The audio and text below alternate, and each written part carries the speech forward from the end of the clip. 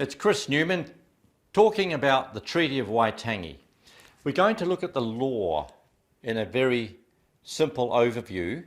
Now, I've used this term here, common law, and I said the treaty is a common law, a consent or agreement, and I've made clear that it's not Tikanga, which is the tribal law, or L-O-E-R-E or L-A-W, and it's not statute, which is parliamentary rule. The treaty was not written by a parliament, it was not developed by politicians, it was not scribed by lawyers, it was a product of the people. Let's have a look. I've got a book here called Celt, Druid and Chaldee, and it suggests that in Britain, before 50 BC, there was a lawgiver called Malmutius, and he based his codes on the laws, the Code of Brutus from 1100 BC. So 3,000 years ago in the British Isles, the common law was established, and it has a lot in common with the Ten Commandments of the Bible, which is very interesting.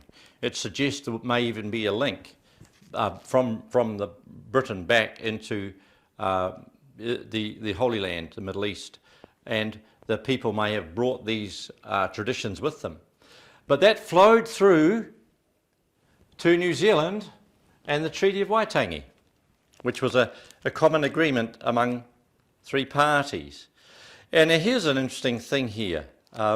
Three things this talks about in the common law. It says like sets of three. It says three things are indispensable to a true union of nations: sameness of laws, rights, and language.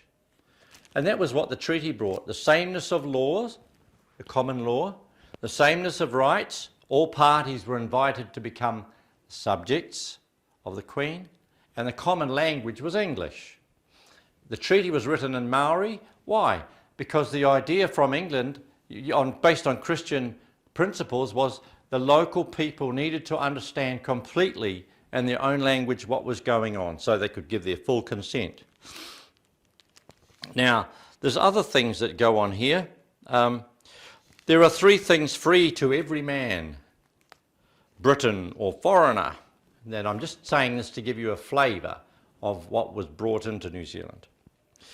The refusal of which no law will justify, water from a spring, river or well, firing from a decayed tree, a block of stone not in use.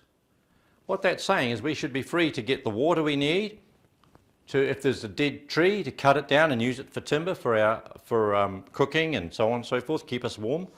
And a block of stone not in use, we can make a home or a house from the stones around us. This is so different from these ideas of three waters and hei purpur and so on, which are being pushed in the modern age. Let's get back to this discussion on the law, because we need to make another little distinction. In the lawyer's language, they like to think that some of their statutes are common laws, and they use the same language. What they're meaning is that these are every place regular laws that they can make, like, you know, which side of the road to drive on, or how much should a pound of butter weigh, or what colour's the passport going to be, whatever those things that they all do over at Parliament, fill their time. However, the common law we're talking about has a 3,000-year history. So it's the people's law, and it belongs to us, all of us. And this is, it's above Parliament, and it's above the King, which King Charles II found out to his dismay when he was beheaded. So the British people used the common law to assert their right and to guide their rulers. Now, we know for a while under feudalism there was oppression and things weren't all okay, but within the system there were the seeds of freedom, and that was built into the Bible, and that's built into the Ten Commandments. So we have a good idea now of what this treaty is meant to be all about. And the jurisdiction is another important word to mention. So jurisdiction is the scope or the territory or the covering, the area that's covered. Now the jurisdiction of the Treaty of Waitangi was what? It was the three parties, the chiefs and tribes, the people of New Zealand and Queen Victoria. Now what is interesting is subsequent to the treaty, Queen Victoria issued a document which is called her Royal Charter, the Royal Charter and Letters Patent. Now this is where it gets interesting, because the law which we're talking about, the common law of the people, when we build a nation we need to have statutes and we need to have our own parliament. This was never ever seen in the chiefs and tribes in the Maori society, ever.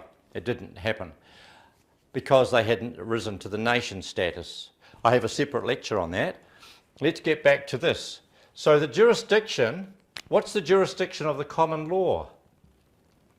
Well, once there's consent, which was given by the people and the chiefs and tribes, Queen Victoria could issue the Royal Charter and Letters Patent, which set out the jurisdiction across the islands of New Zealand. So it allowed for the provision of a government to be set up here or an administration, but that was done initially. Here we have to introduce something about the Aussies, New South Wales. So in the beginning, New Zealand was under the jurisdiction or protection or oversight of the Governor of New South Wales, and this was established through the Royal Charter and Letters Patent. Why? Because Australia was already established as a colony, and therefore as the mother country went through Australia and the new dispensation or new civilisation was being opened in New Zealand because everyone had consented, this Royal Charter and Letters Patent is completely compliant with the treaty, and so it allowed for this establishment of an administration and a government.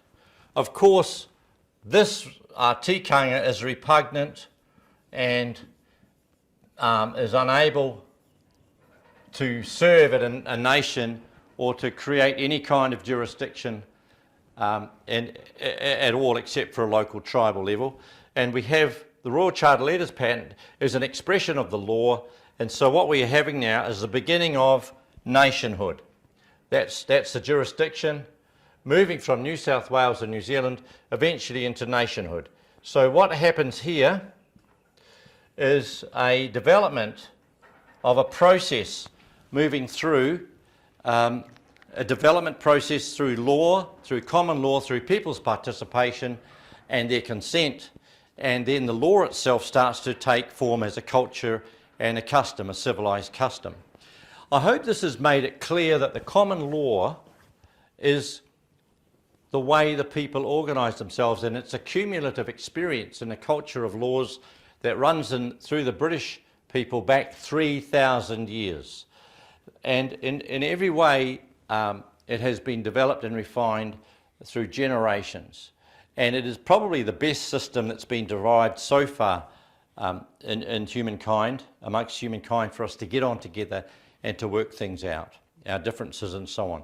Certainly Tikanga cannot bear this load any more than a little piece of wood could bear, a great structure. We need to have really solid foundations set up based on very strong principles to support a modern state. And that was the intention in 1840 when the treaty was signed, when people gave their consent, and when we all moved forward through that process to the next stage, which was where the Queen could issue her Royal Charter and Letters Patent to bring New Zealand into a state of a colony where it could grow into a nation.